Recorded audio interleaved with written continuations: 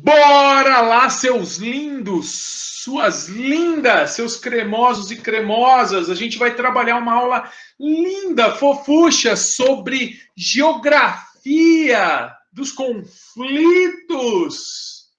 É uma aula de treta, meu povo. Conflitos étnicos na Europa pós-velha ordem mundial. Ó, que genial! E a garotada fica feliz.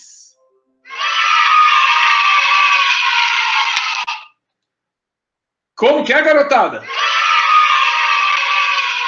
Bora trabalhar, então! Lá vem o Marcos!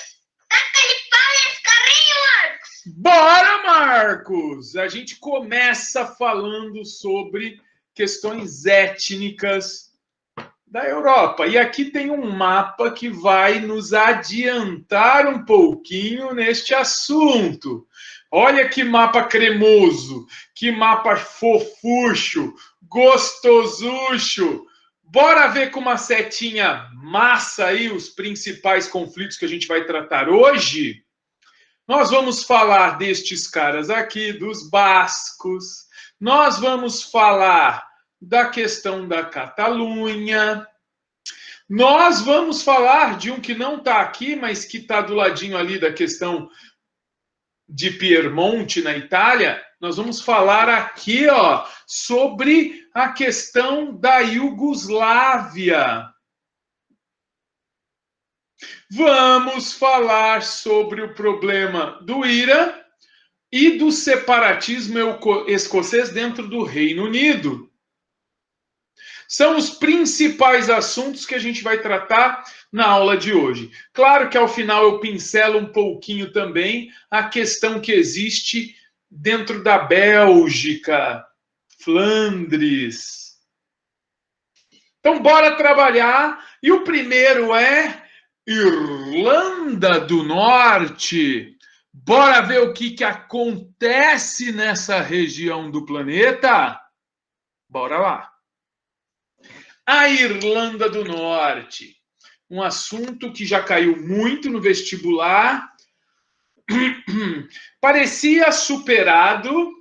Ano passado voltou a ter aí uma reativação. A gente vai entender o que significa isso mais ao fim. O primeiro passo do pensamento da Irlanda do Norte está justamente vinculado sobre o que é a Irlanda do Norte. Qual é essa região que está em conflito? Está em conflito contra quem? E o que este termo que aparece aí no slide tem a ver com toda essa briga? Irish Republican Army, o IRA. Vamos tentar entender esse conflito. E aí a gente vê duas bandeiras aparecendo neste que é um assunto extremamente emblemático. A primeira bandeira, mais acima, é a bandeira do IRA, do Irish Republican Arms. Uma bandeira que parece muito com a bandeira da Irlanda do Sul, tem as mesmas cores, tem as inscrições do IRA e tem um versus ali, né? E tem uma bandeira em conflito ali, que é a bandeira que a gente chama do Ulster.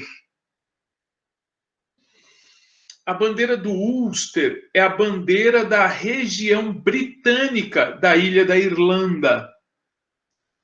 É a bandeira oficial da Irlanda do Norte dentro do Reino Unido.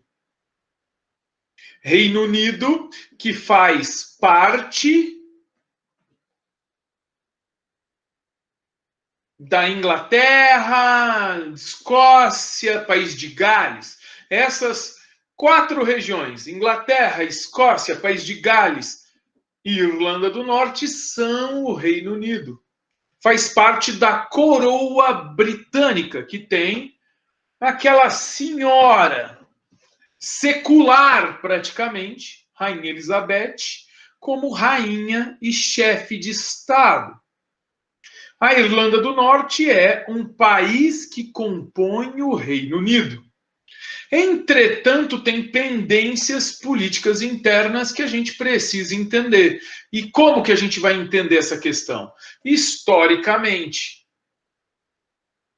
Essa porção do mapa que vocês estão vendo é a parte sul da ilha da Irlanda, que tornou-se independente em 1922. O nome Irlanda do Sul, também conhecida como Eire, um país livre da influência e governo inglês e um país católico, apostólico, romano. A religião é muito importante na questão da Irlanda. Logo após a independência da Irlanda do Sul, o Eire, surge uma questão muito complexa na parte norte da ilha, que vocês veem aí representada pela bandeira britânica. Essa região, que a gente já nomeou de Ulster, que faz parte do Reino Unido britânico, é uma porção da ilha da Irlanda que está dividida entre um grande número de católicos, cuja identidade nacional nessa região está completamente vinculada com a Irlanda do Sul. Os católicos dessa região norte querem se separar do Reino Unido e se juntar em um único país com a Irlanda do Sul, mas tem uma grande quantidade ali de protestantes ligados ao Reino Unido, que querem manter o Ulster, a Irlanda do Norte, vinculada ao Reino Britânico. Então, obviamente, que nós encontramos aí dentro um conflito religioso que também é ampliado por bases culturais e étnicas. A grande maioria dos católicos são de etnia celta. Os celtas são os irlandeses, é a etnia que impera na Irlanda. Tanto que nos Estados Unidos tem um time de basquete chamado de Boston Celtics. E o principal, digamos, símbolo é um irlandês, com chapéu verde e tudo. Então, os celtas são os irlandeses. Os irlandeses do norte, católicos, têm etnia celta. Porém, a presença britânica em toda esta ilha se concentrou no norte. E lá nós encontramos um grupo de origem anglo-saxônica, de origem bretanha, que é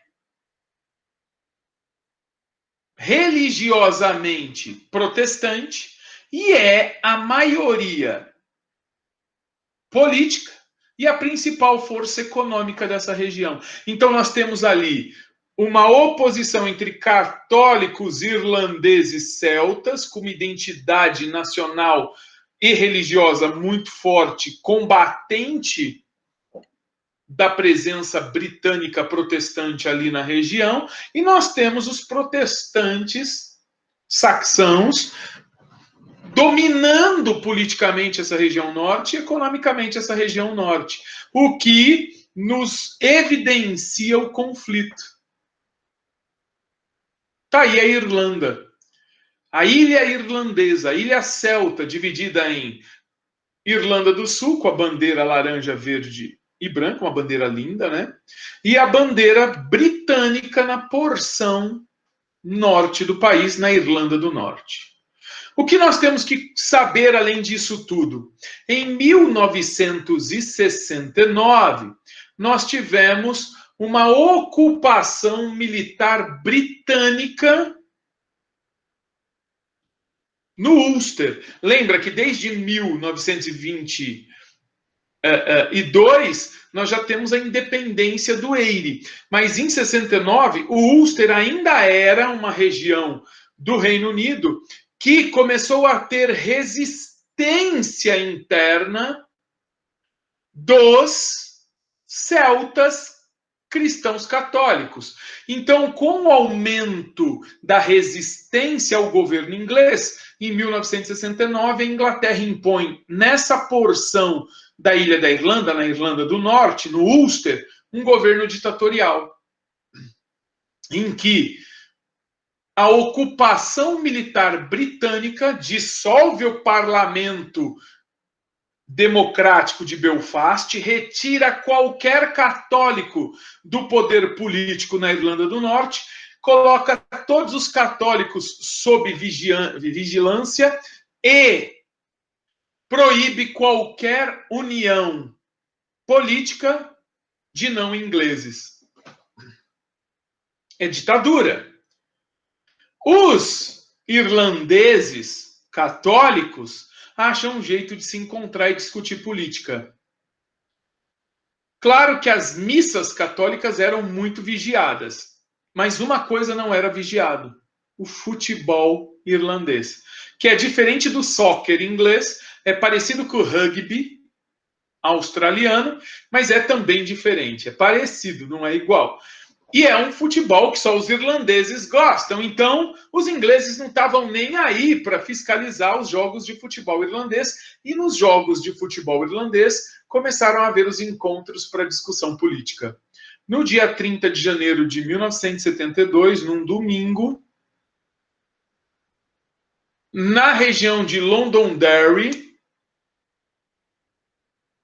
os ingleses, recebendo a informação de que haveria ali um encontro religioso e político no meio do jogo, entraram com a cavalaria inteira e mataram centenas de pessoas no que ficou conhecido como Domingo Sangrento.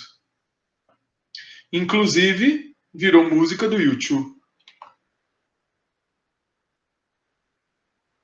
E é justamente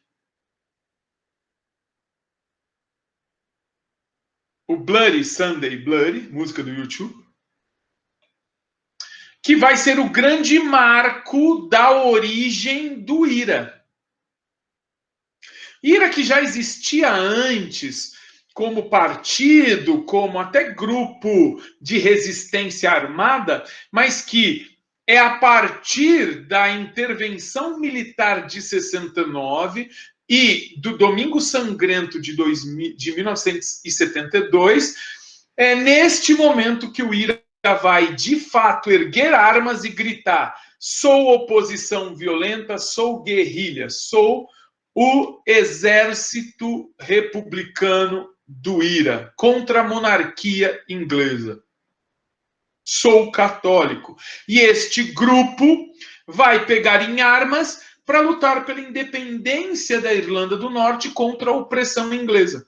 Todo mundo acha esse grupo violento, e eles são mesmo. Todo mundo acha esse grupo um grupo terrorista, e eles usam tática do terror mesmo, que é botar bomba e correr, porque não dá para bater de frente o tempo todo com o exército, mas são, acima de tudo, um grupo de resistência. Para combater o IRA, localmente, o exército inglês está ali colocado, mas surge um outro grupo que vai usar os mesmos artifícios do IRA, ou seja, o ataque terrorista, que é a Força Voluntária do Ulster. Uma milícia armada protestante, cujo objetivo é matar membros do IRA. Olha que a briga se complica. O IRA vai ser não só perseguido pelo exército britânico que está ali, como vai ser perseguido também pela Força Voluntária do Ulster. E, obviamente, que todo este conflito e toda essa violência vai levar à morte, ao confronto, aos ataques terroristas. E o resultado deste conflito, né? O acirramento dos combates. Só se concluem ataques terroristas, só são suspensos. O confronto na Irlanda do Norte só é minimizado em 1998, com um acordo de paz que ficou conhecido como Acordo de Belfast ou Acordo da Sexta-feira Santa. Um acordo que criou, dentro da Irlanda do Norte, um governo plural, que tem um primeiro-ministro protestante e um primeiro-ministro católico. Um primeiro-ministro vinculado à Inglaterra e o outro primeiro-ministro vinculado ao IRA, que deixou de ser simplesmente uma guerrilha e se incorporou num partido político conhecido como Sinn Féin. E desde então o IRA estava num processo de entregar as armas, ainda aconteceram alguns incidentes no começo dos anos 2000, mas havia muita calma. Nos últimos 10, 15 anos, a paz reinou. Tanto na Inglaterra, que era também alvo dos ataques do IRA, quanto dentro da Irlanda do Norte. A paz reinou na Irlanda durante bastante tempo, né? De 1998 em diante. A paz reinou na Irlanda do Norte desde o Acordo de Paz de Belfast, também conhecido como Acordo da Sexta-feira Santa. Basicamente, este acordo estabeleceu um governo duplo, em que você tem um primeiro-ministro vinculado à Inglaterra, vinculado aos protestantes, governando o país, ao lado de um primeiro-ministro católico vinculado ao Sinn Féin, partido do IRA, que desde 98 entrega as armas e busca a convergência política e a convergência pacífica. Alguns eventos neste meio tempo aconteceram, mas nada que quebrasse totalmente o equilíbrio tecido e costurado em 98 por esse acordo de paz. O IRA baixou as armas. Entretanto, radicais do antigo IRA, que não aceitaram o acordo, criaram um novo IRA. Um grupo extremista que no ano passado, em abril de 2019, comete um atentado matando uma jornalista bastante conhecida na Irlanda do Norte, Lyra McKee. No dia 24 de abril de 2019, é assassinada pelo novo IRA e eles, então, assumem a postura do antigo IRA. Eles, por enquanto, estão menos atuantes. Entretanto, não dá para dizer que a paz reina na Irlanda do Norte, porque, de fato, não é verdade. Irlanda é uma palavra que pode ter vários significados. Geograficamente, é uma ilha onde existem duas regiões separadas: a República da Irlanda, um país independente, e a Irlanda do Norte, uma das nações que constituem o Reino Unido. A Irlanda foi uma das poucas regiões da Europa Ocidental que não foi parte do Império Romano, embora tenha sofrido influência cultural romana, algo que já vimos aqui quando falamos de druidas, uma das várias heranças culturais celtas da região. O nome latim para a ilha era Hibernia, que muito provavelmente tem relação com a mesma designação em gaélico irlandês, o idioma nativo da ilha, e que hoje é o segundo idioma de quase 2 milhões de pessoas. Em 431 começa a cristianização da ilha, habitada por povos celtas, evento importante até hoje para a identidade local. Foi o ano da chegada do bispo Paládio, enviado pelo Papa. No ano seguinte, chega o bispo Patrício, que é venerado como São Patrício e é o santo padroeiro da República da Irlanda. O dia de sua morte, 17 de março, é a data mais importante da República da Irlanda, um feriado visto como representação da nacionalidade irlandesa.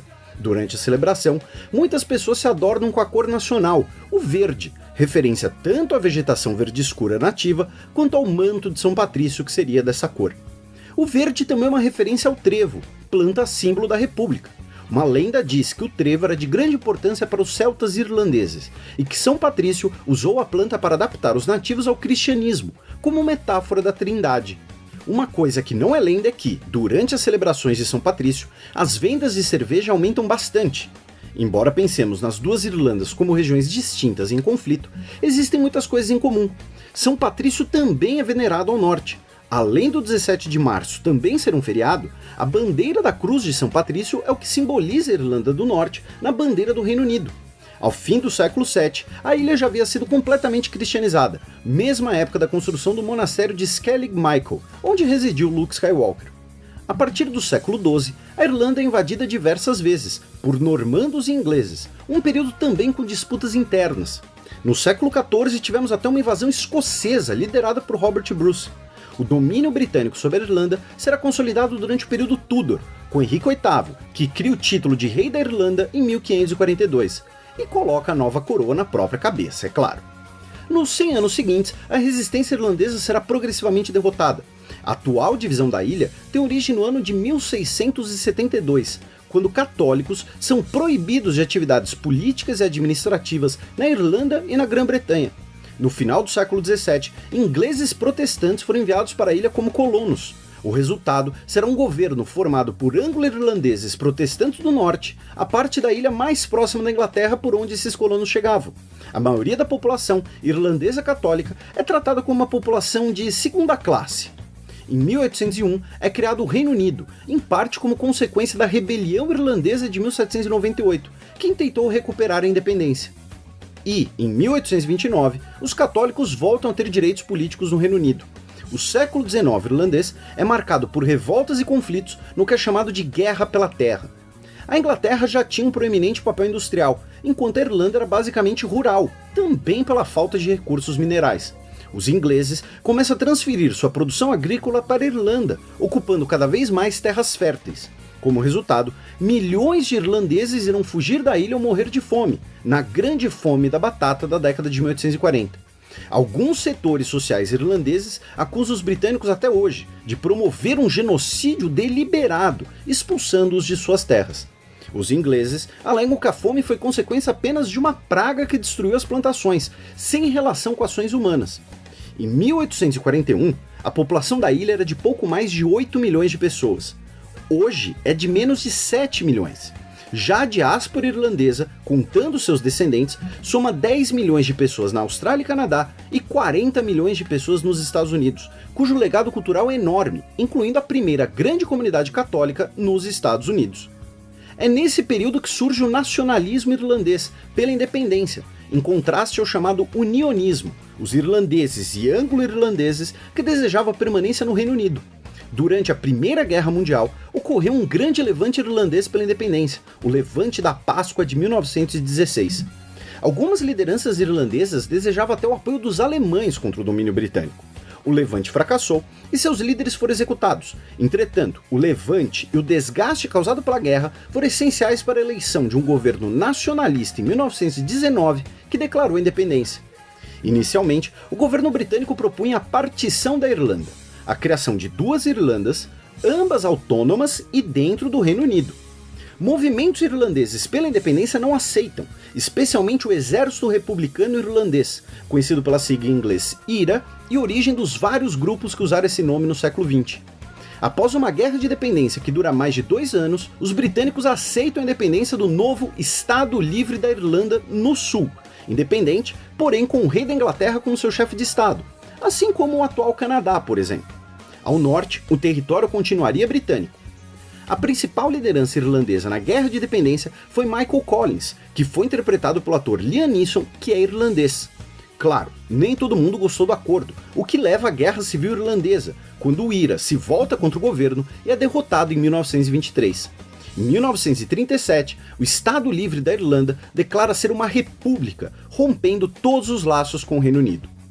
Por décadas foi travado um conflito sectário, cujo auge foi o período de 1966 a 1998, conhecido como The Troubles. Existiam aspectos de conflito religioso, já que o norte é de maioria protestante e o sul é de maioria católica. Locais e símbolos religiosos eram comuns tanto aos grupos violentos, como também alvos de ataques. O conflito, entretanto, era uma guerra por questões históricas e internacionais, entre irlandeses e unionistas. Cerca de 3.500 pessoas morreram em episódios violentos, com atentados terroristas e guerras entre bairros de diferentes perfis religiosos dentro da mesma cidade. Talvez o evento mais conhecido seja o Domingo Sangrento de 1972.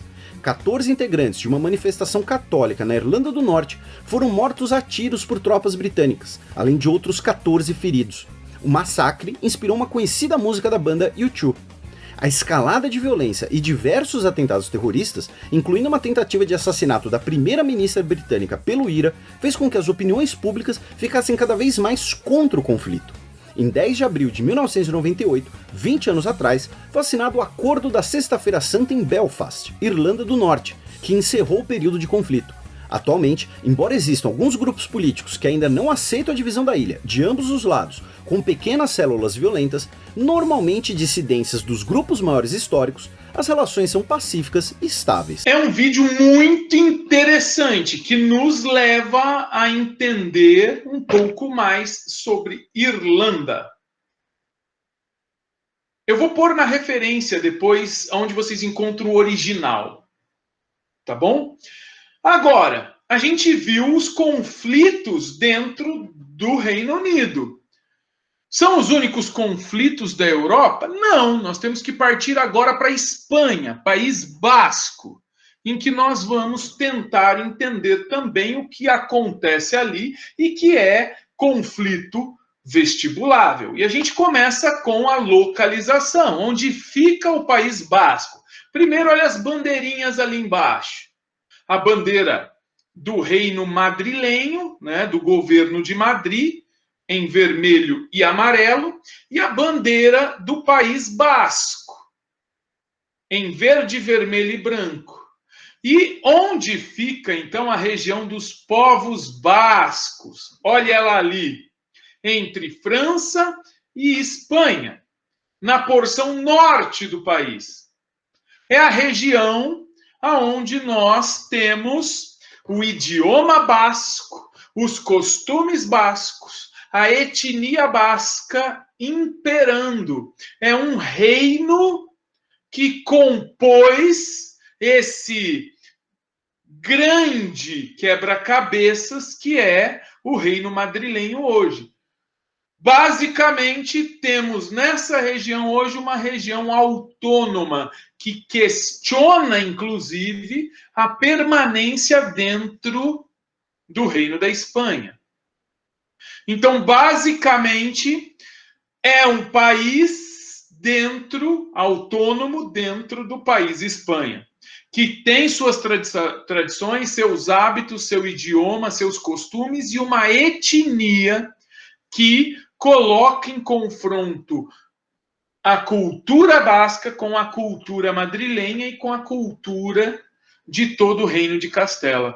Então, basicamente, nós vamos ter ali uma tentativa, no mínimo, de manutenção da autonomia, mas também de busca pela independência. Busca essa que é muito antiga, mas que ganha força e conotação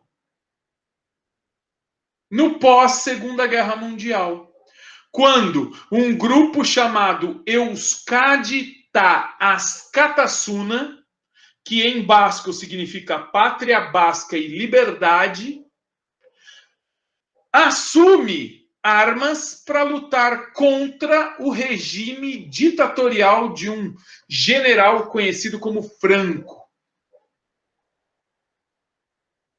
A luta armada contra a ditadura do general Franco manteve também a unidade étnico-ideológica, cultural do povo basco, garantindo o desejo, a perpetuação do desejo à independência. A verdade é que depois da queda do general Franco, essa região conseguiu autonomia. Desde sua origem, o Euskadi Ta Askatasuna, o ETA, matou mais de 30 políticos de grande expressão. Inclusive, cometendo atentados contra o rei Juan Manuel. Juan Carlos Manuel. Não vou saber o nome dele inteiro. É rei Juan Carlos, o primeiro nome, não é Manuel, não. Juan Carlos. Cometendo atentado contra a vida dele e contra primeiros ministros que administravam toda a Espanha. Então, vejam, é uma luta muito forte por parte dos bascos visando a independência. E a gente vê aí que este grupo decidiu, em 2017, encerrar atividades. Lutou e matou, cometeu atentados para mostrar a necessidade de independência, teve seus líderes perseguidos o tempo todo e, desde 2017, prometeu abrir mão das armas e ir para a luta política não armada contra o governo central. 3,5 toneladas de armas foram devolvidas à polícia francesa, já que o País Basco tem uma parte do seu território dentro da França. Então, devolveram para a polícia francesa 3,5 toneladas de armas e declararam não haver mais ETA, não haver mais um grupo armado. Entretanto, os espanhóis disseram que, independente de terem entregado armas, continuariam perseguindo as antigas lideranças etarras por causa dos seus crimes, ditos crimes de guerra. Mas era uma luta por independência. A gente também não pode ignorar a parcela simbólica da luta por independência por um povo. Só tratar como uma questão de uma luta terrorista minimiza e desmerece demais a luta pró-independência de um povo. Temos um videozinho aqui que eu vou pôr o link na descrição também depois para vocês. O grupo separatista basco ETA anunciou recentemente que encerrou suas atividades e que pedia perdão para as vítimas da violência no País Basco nos últimos 60 anos. Você talvez tenha visto isso no noticiário, mas o que é o País Basco e por qual motivo existe um conflito ali? Basco pode ser tanto uma identidade cultural ou uma referência geográfica na fronteira entre França e Espanha. O total do País Basco seria formado pela junção de 2 comunidades autônomas que atualmente fazem parte da Espanha, mais o País Basco francês, parte de um departamento maior. A soma de tudo isso dá cerca de 20 mil quilômetros quadrados, com 3 milhões de pessoas. Desses, 1/3 se identifica plenamente como basco, seja por sua herança familiar, costumes ou idioma.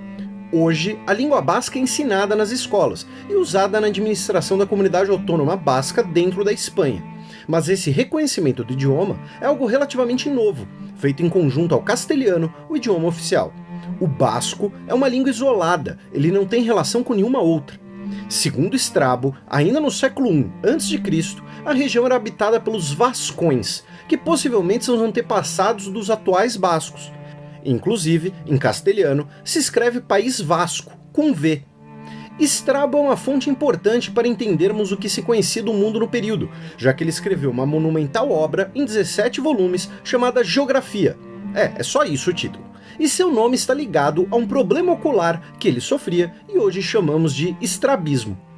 Será no mesmo século que começa a conquista romana da região, liderada por Pompeu, que fundará sua cidade de Pompaelo, atual Pamplona, que é considerada a capital histórica dos bascos. Devido ao relevo montanhoso da região, os romanos não tiveram uma presença tão grande, e possivelmente isso contribuiu para o isolamento do idioma basco, que praticamente não sofreu influência do latim. Esse isolamento também colaborou para que a cristianização da região fosse mais lenta, e os bascos mantiveram seus hábitos considerados pagãos. O País Basco será um local importante para a expansão tanto do cristianismo quanto do Reino Franco, que era mais ou menos na atual França.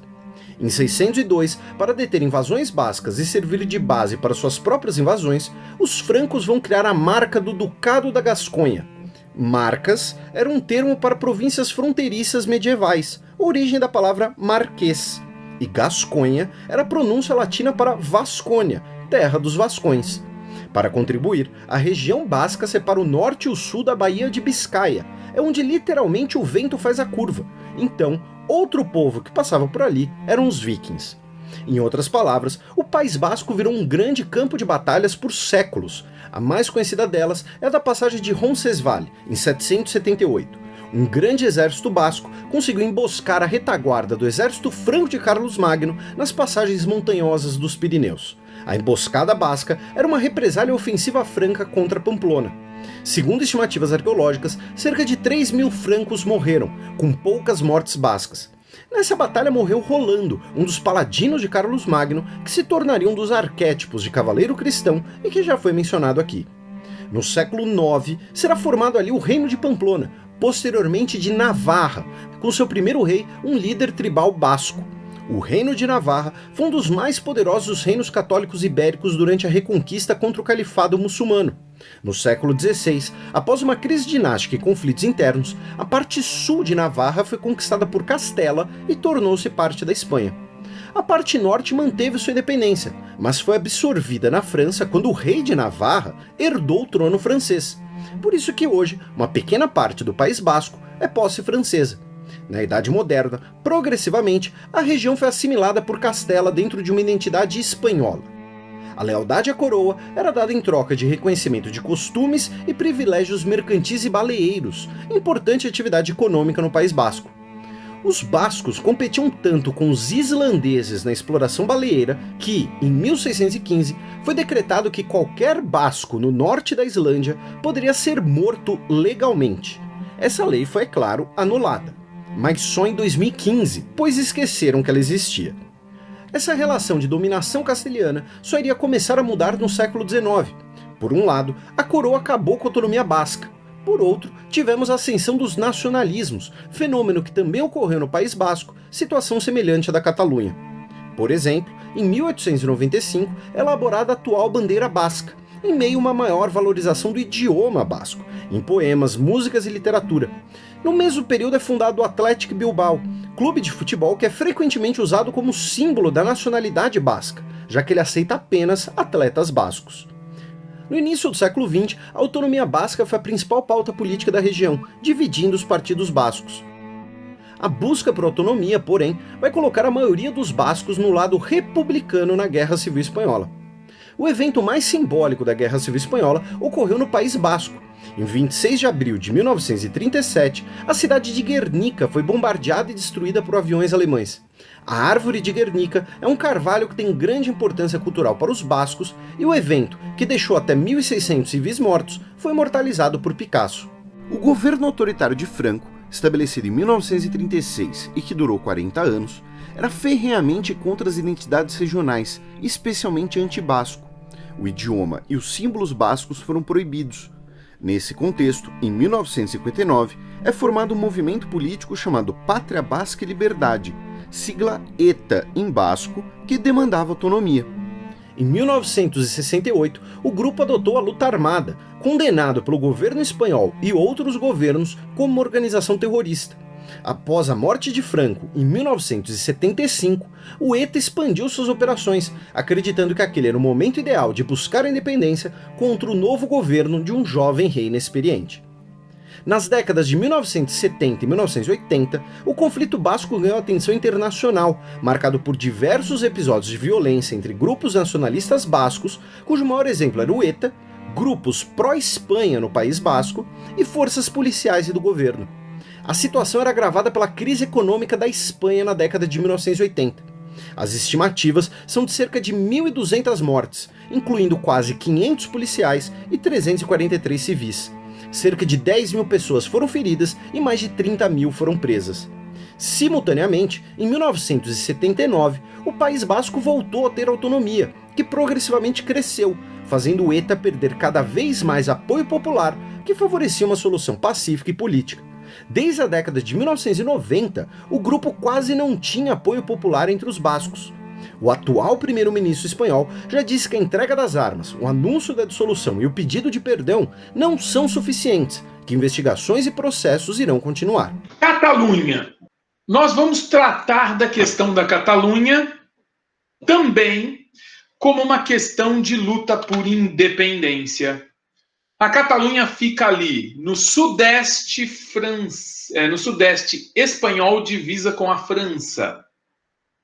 Uma região que também foi unificada em torno do reino madrilenho, mas que possui claramente uma identidade própria, um idioma próprio, o catalão, hábitos culturais próprios, o que fazem desta região uma região que tem etnicamente diferenças com o resto da Espanha, que aliás é um mosaico de principados e reinos que se unificaram sob a força do reino central madrilenho, de Castela. Então, basicamente, desde o século XIX, essa região tenta a independência. Consegue a independência, sim, no final do século XIX, através de um movimento conhecido como Renascença, que foi o primeiro movimento moderno de reivindicação de identidade catalã. E que consegue, em 1931, criar a Comunidade Autônoma da Catalunha. A Segunda República Espanhola determina a origem da República Catalã em 1931. Porém, veio a Segunda Guerra Mundial e, obviamente, veio a perda da autonomia, principalmente porque houve a ditadura do Francisco Franco, que simplesmente aniquilou as regionalidades, os regionalismos que buscavam autonomia. Combateu os bascos, combateu também os catalães. Porém, com a queda do general Franco, a origem, a emersão da identidade catalã mais uma vez, e em 1975, apesar de não ter independência, como teve lá em 31, em 31 até 39 a Catalunha foi um país independente, porém em 75 a Catalunha consegue autonomia, o que lhe dá o direito de ter uma cultura própria, professar seu próprio idioma e se auto-administrar. É a região mais rica da Espanha, com certeza, a mais industrializada também. Barcelona é sua capital. Basicamente, a Catalunha ela é autônoma, porém não independente. E desde então, vem buscando a independência. E existe um movimento não armado, mas um movimento político muito forte dentro da Catalunha, que todo dia 11 de setembro faz o movimento do Dia da Catalunha. E em 2014, no dia da Catalunha, foi lançada a proposta de se fazer um referendo, um plebiscito pró-independência. Plebiscito esse que tentou se fazer em 2014, mas o governo madrilenho espanhol bota o exército nas ruas e não permite. Porém, em 2017, o plebiscito é feito na marra, mesmo com o exército na rua e com uma brutal tentativa de não permitir que o povo catalão se expressasse pró-independência. O governo espanhol recorreu à força bruta, mas o plebiscito aconteceu no dia 1º de outubro de 2017. E essa consulta pública levou catalães a irem para as urnas num ato de desafio ao governo e votarem, apesar de não ter tido maioria absoluta dos votos, Só 40% das pessoas tiveram coragem de enfrentar a polícia e o exército e ir às urnas, que foram fechadas na porrada pelo exército espanhol. Mas as que permitiram, as que ficaram abertas, tiveram 40% dos votos da população catalã. Destes, 90% disseram sim, favoráveis à independência. E no dia 1º de outubro, a dependência catalã foi proclamada. A declaració dels i les representants del Parlament queda aprovada per 70 vots a favor, 10 en contra i 2 vots en blanc.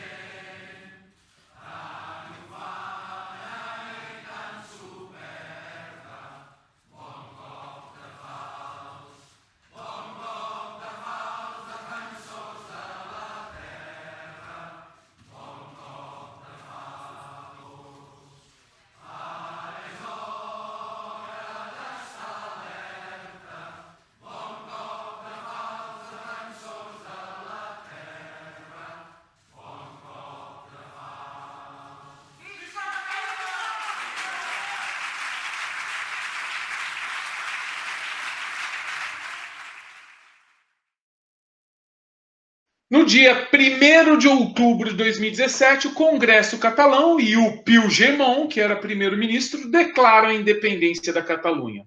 O exército espanhol invade a região, desfaz o Congresso, persegue o Puigdemont e condena ele à prisão. Ele foge para a Bélgica, mas hoje ele foi extraditado, retornou e encontra-se preso por conta do decreto pela independência. É um movimento legítimo pró-independência, porém, o Reino de Castela, madrilenho, não quer que o país se esfacele, porque se começarem os processos de independência, você vai ter a independência dos bascos, você vai ter a independência dos catalães, você vai ter a independência de muitas outras províncias internas, o que vai esfacelar o reino espanhol. Por isso o combate. Vamos ver um pouco mais sobre a Catalunha num videozinho que eu também vou deixar o link para vocês na descrição. No dia 1º de outubro de 2017, ocorreu uma consulta popular na região da Catalunha, uma parte da atual Espanha. A pergunta respondida nas urnas foi: você deseja que a Catalunha torne-se um estado independente na forma de uma república? Votaram as pessoas de nacionalidade espanhola, cuja identidade registre que ela seja residente na Catalunha, ou pessoas que morem no exterior, cuja identidade tenha sido emitida por uma municipalidade localizada na Catalunha. Cerca de 43% do eleitorado compareceu, e 2 milhões de pessoas, 92% dos votos válidos, escolheu a independência. Essa consulta foi resultado tanto de um processo histórico quanto político recente. Em 2014, tivemos um plebiscito simbólico com resultados similares ao de 2017. No ano seguinte, em 2015, nas eleições regionais, o partido recém-formado e pró-independência, Juntos pelo Sim, venceu a disputa pelo governo da região com a promessa de convocar o referendo pela emancipação. A demanda pela independência possui diferentes bases. Para os catalães pró-independência, essa é uma comunidade nacional própria, diferente do que seria uma nacionalidade espanhola. A principal distinção é o idioma catalão, uma língua neolatina originária da região da Occitânia, que é mais ou menos o sul da atual França. Você talvez já tenha ouvido catalão em algum filme, como Mar Adentro. Já o castelhano e o português são idiomas neolatinos ibéricos, idiomas primos do catalão, mas diferenciados. Por exemplo, o movimento cultural do século XIX que origina o nacionalismo catalão é a Renascença, que, claro, significa renascença. Os catalães, assim como o restante da Europa, são em sua maioria católicos, e o patrono da região é São Jorge, chamado em catalão de Sant Jordi, cuja cruz está presente em muitos símbolos catalães. Seu dia é muito usado como uma celebração da identidade local, já que o santo patrono da Espanha é São Tiago. Outras demonstrações da cultura local são a dança sardana e o gorro barretina, parecido com o barrete frígio. Outra base do sentimento pela independência é histórica. O uso de uma narrativa histórica romantizada é muitas vezes essencial para a criação de um sentimento nacional.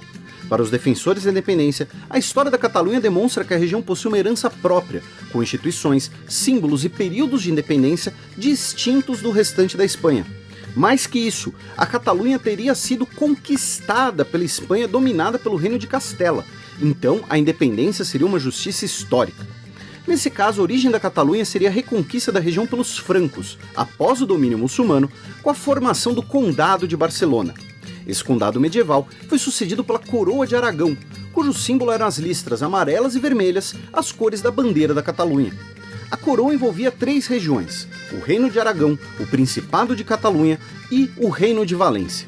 As divisões que existem na Espanha atual são muito parecidas com essas regiões históricas, e elas possuem semelhanças entre si, mas a atual Catalunha corresponde aproximadamente ao antigo Principado da Catalunha.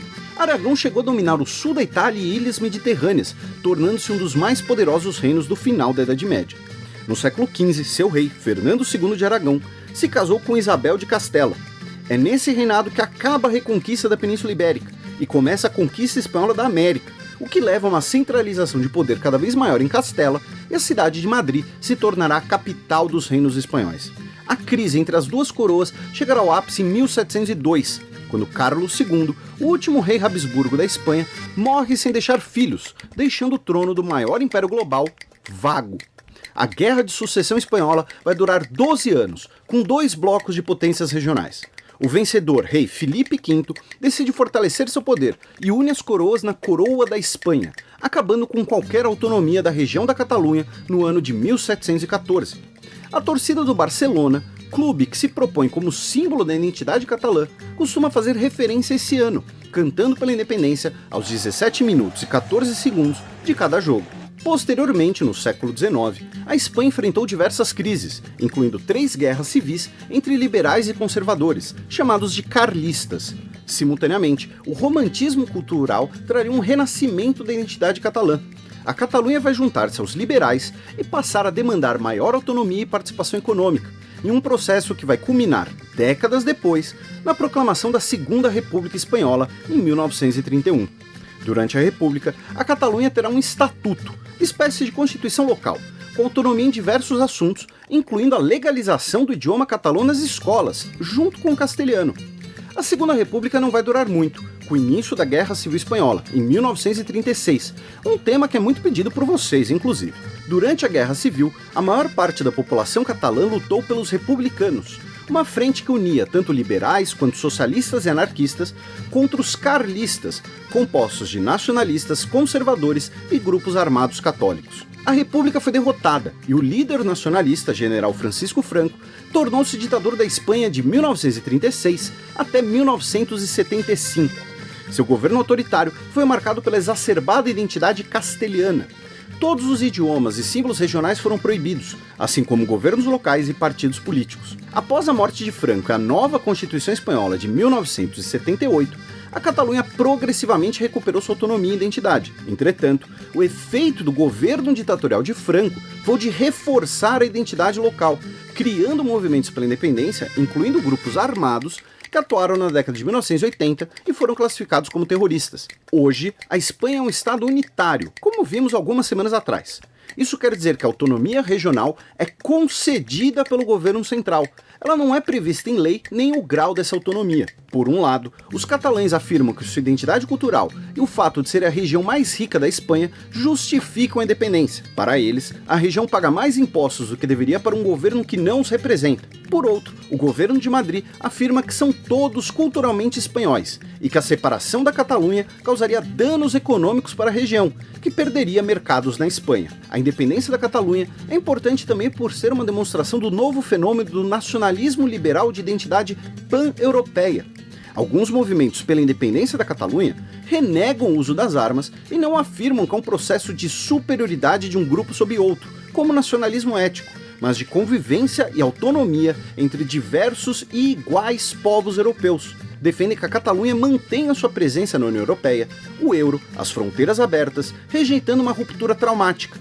Ao mesmo tempo, isso complica os planos catalães, já que uma Catalunha independente somente seria aceita na União Europeia com a aprovação de seus membros, o que inclui a Espanha.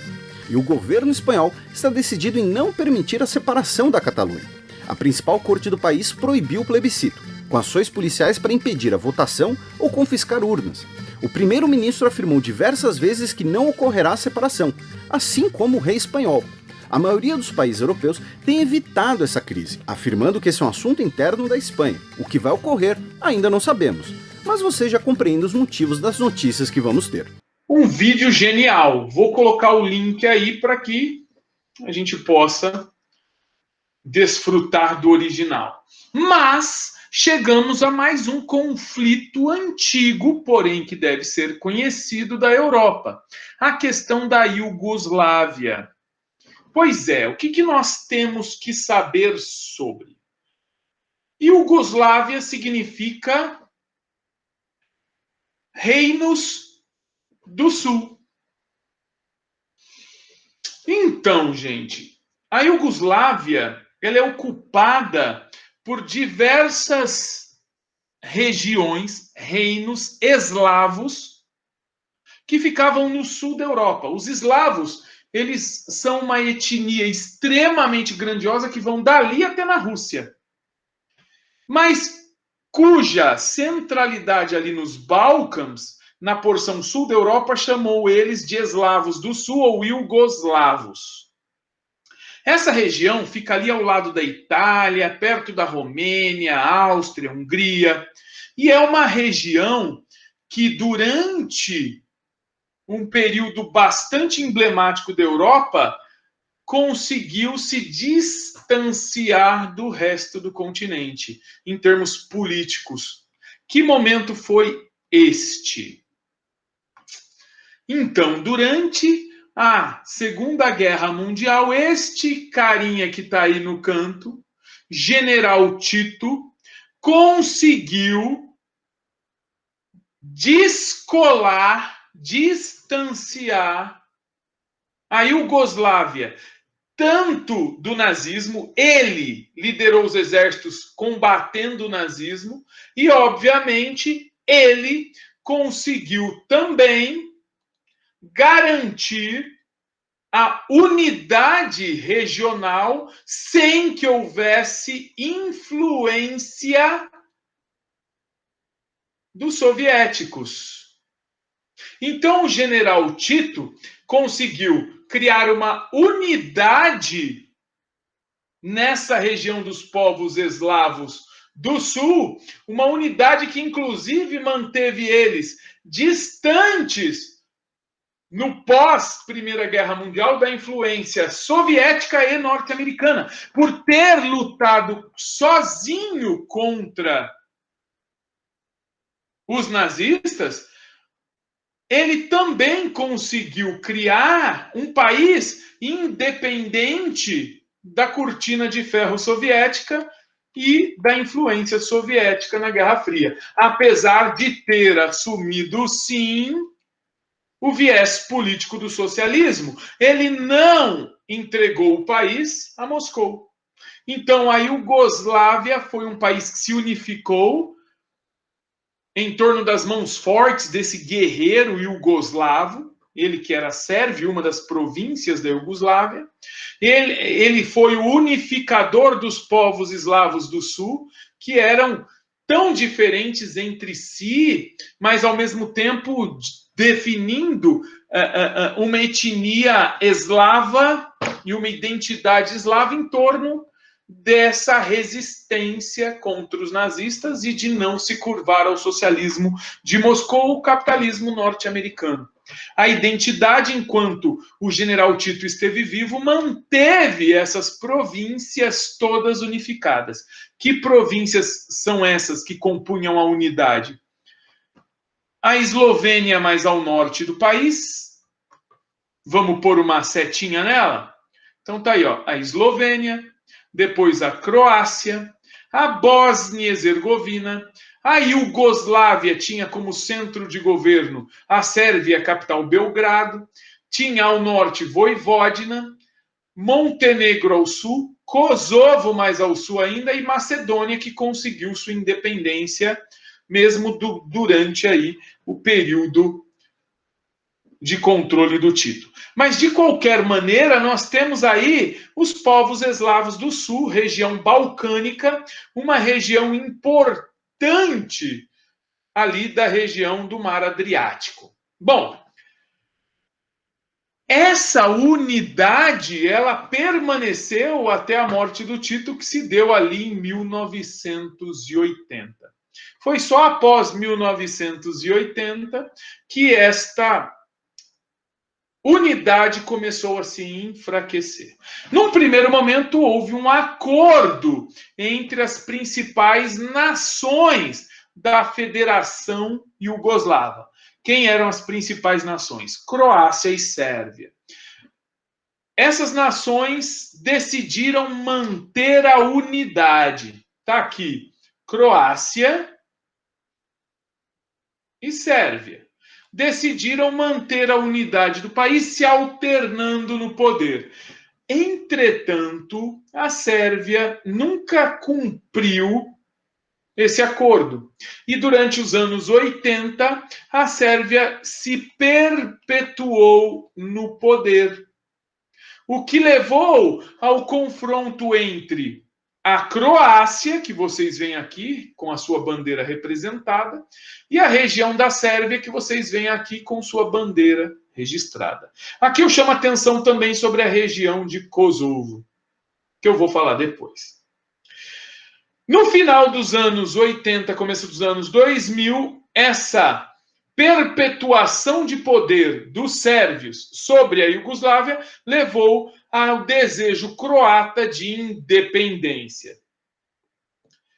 E em 1992, a Croácia pede independência. Quem se aproveita antes de todo mundo dessa luta pela independência croata? Este país que está aqui, a Eslovênia. A Eslovênia, região mais rica industrial da Iugoslávia, percebendo que a Croácia estava pedindo independência da Iugoslávia e da Sérvia, sabendo que a Sérvia iria negar e haveria confronto, a Eslovênia esperou a Croácia pedir independência e pediu independência logo em seguida. Como a Sérvia estava mais preocupada em combater a saída da Croácia, a Eslovênia conseguiu rapidamente a independência e o reconhecimento internacional. Então não houve guerra pela independência da Eslovênia. Mas houve guerra em 1992 pela independência da Croácia. E onde aconteceu essa guerra? No meio do caminho.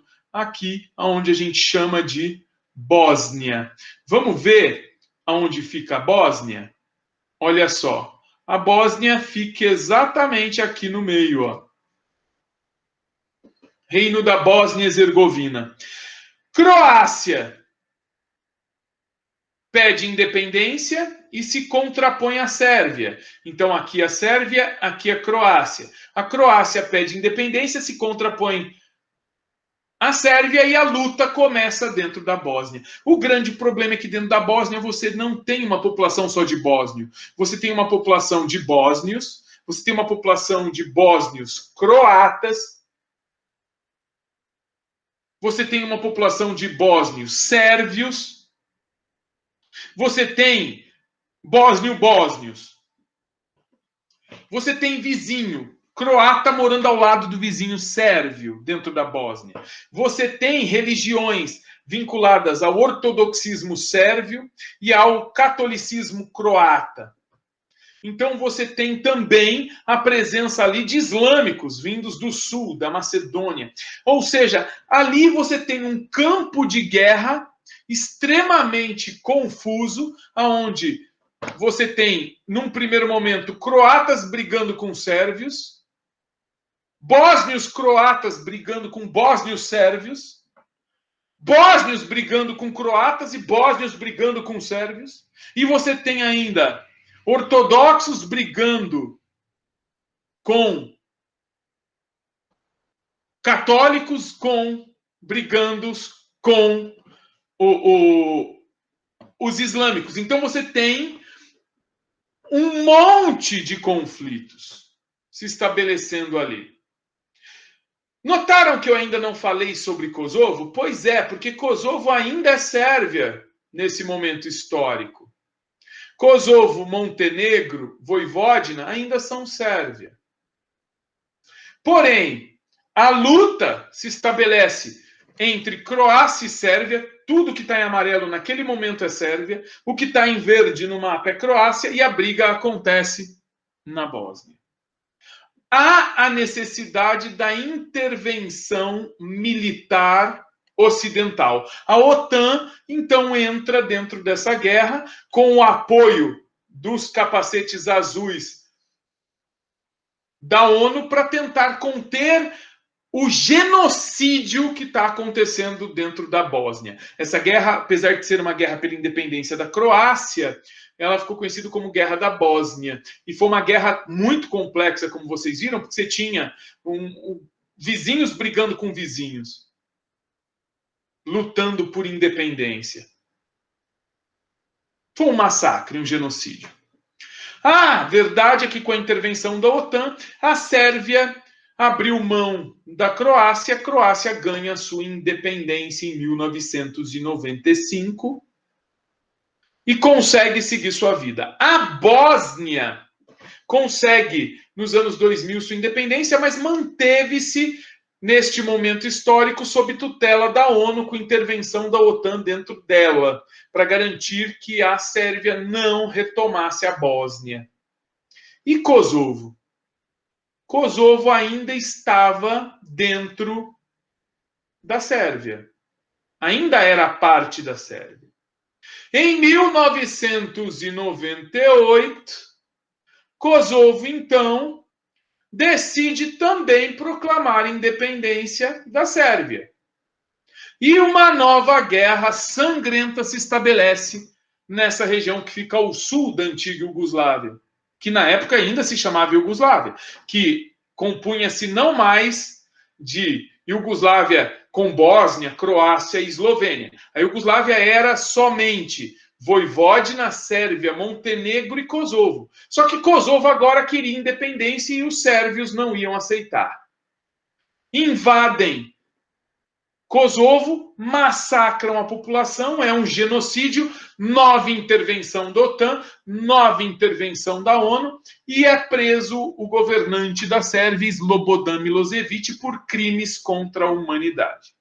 Desde então, Kosovo é autônoma, independente, porém a Sérvia até hoje não reconheceu a independência de Kosovo, nem a Rússia. Por isso, não é uma nação plenamente independente, o que faz com que muitos mapas mantenham a região de Kosovo dentro ainda do mapa da Sérvia, marcando somente uma área como autônoma.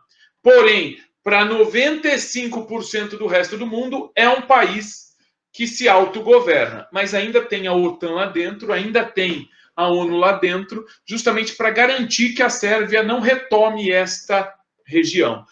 Então, por não ser reconhecida por Rússia e por Sérvia, não é plenamente independente, mas é uma região autônoma que se autogoverna ainda hoje. Beleza? Tem um vídeo muito bacana sobre a guerra. A Bósnia é um país localizado nos Balcãs, que no dia 1º... Sobre a guerra da Bósnia, que vai chegar até Kosovo. A Bósnia é um país localizado nos Balcãs, que no dia 1º de março comemorará 25 anos de sua independência. Antes disso, tivemos uma das mais brutais guerras do século XX, uma história que precisamos lembrar e entender.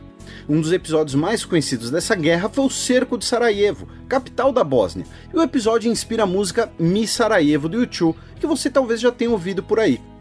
por sua localização estratégica, a Bósnia é importante em diversos aspectos da história recente.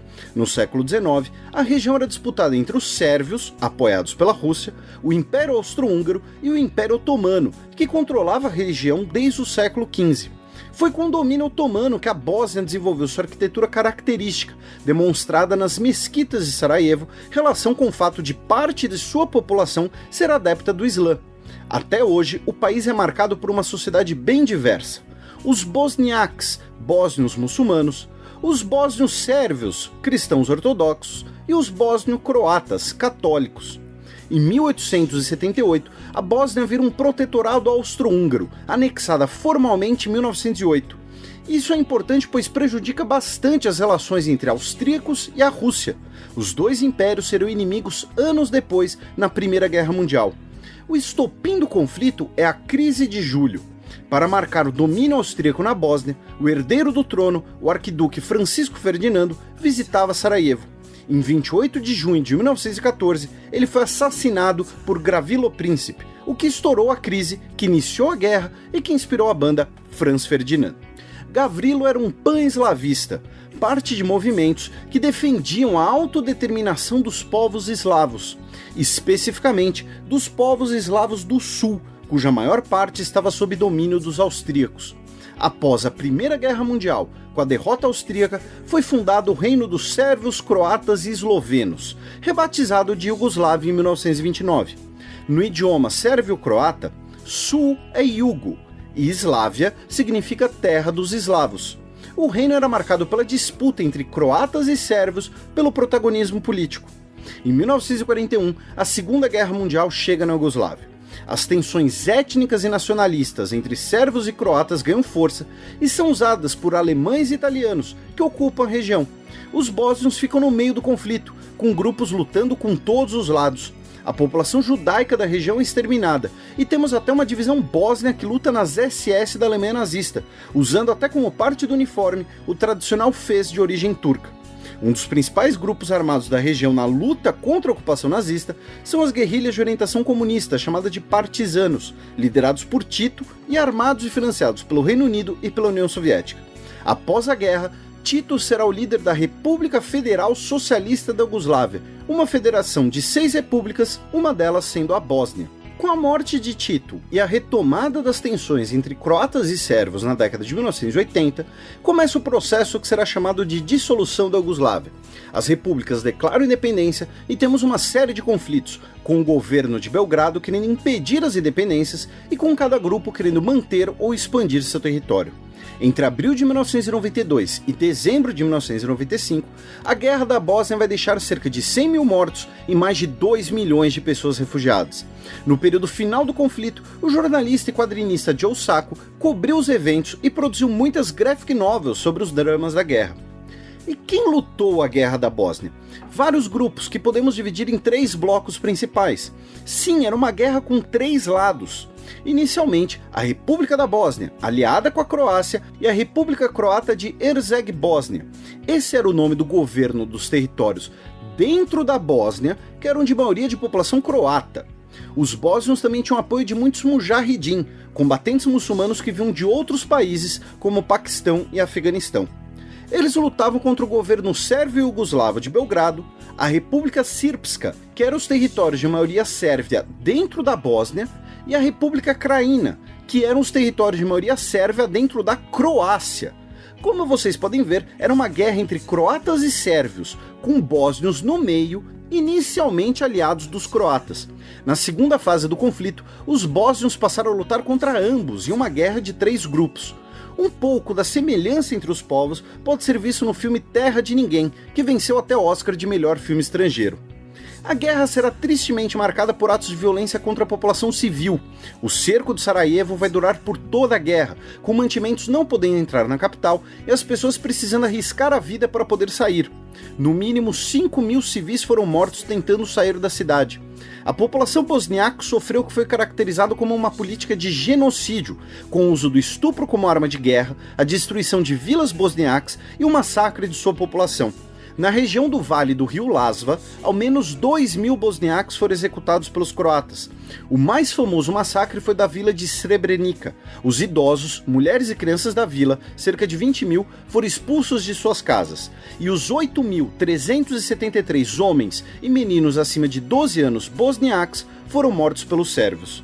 Esse massacre gerou muita repercussão e debate, pois as tropas da ONU estavam proibidas de agir e não puderam impedir o massacre. Cada vez mais informação sobre atos de violência chegava ao público. Lembra mais ou menos da trama do filme Atrás das Linhas Inimigas? Houve uma mudança de política da comunidade internacional e maior intervenção de tropas da ONU e de ataques aéreos da OTAN. Isso mudou a direção do conflito e obrigou os lados envolvidos a negociar. Em novembro de 1995, o Acordo de Dayton foi assinado e formalizado em Paris no mês seguinte. Assinaram os 3 lados do conflito, com mediação de Estados Unidos, União Europeia e Rússia. Após a guerra, a Bósnia iniciou o processo de construir e estabelecer seu país. A população do país é dividida nas 3 comunidades, e isso é refletido em suas instituições. Quase tudo na Bósnia é tripartite. Cada comunidade elege 1/3 da Casa dos Povos, o que seria o Senado do país. As Forças Armadas foram unificadas apenas em 2005. Até a presidência do país é tripla, com 3 eleitos ocupando o cargo por 4 anos e se revezando como titular a cada 8 meses. Isso está começando a mudar apenas agora. Em 20 de abril de 2014, nasceu o menino Faruk Salaka, que foi registrado em fevereiro de 2015, e foi o primeiro bebê registrado apenas como bósnio, sem ser das 3 comunidades, após seu pai iniciar uma batalha na justiça. Genial esse vídeo e nos dá uma noção mais ampla do que foi este conflito. Beleza? Maravilha? Kosovo, uma região linda que também sofreu com guerra, né, a partir de 1998. Já fiz um vídeo sobre Ucrânia que tá aí para vocês assistirem. Coloquei aí já para vocês no canal, Rodrigo Siguli Ferro aí, e coloquei para vocês na descrição aí. Então, por favor, assistam esse também, que fecha aí os conceitos acerca de conflitos na Europa. Maravilha? Um grande beijo, e o vídeo gravado fica por aqui, seus lindos, suas lindas.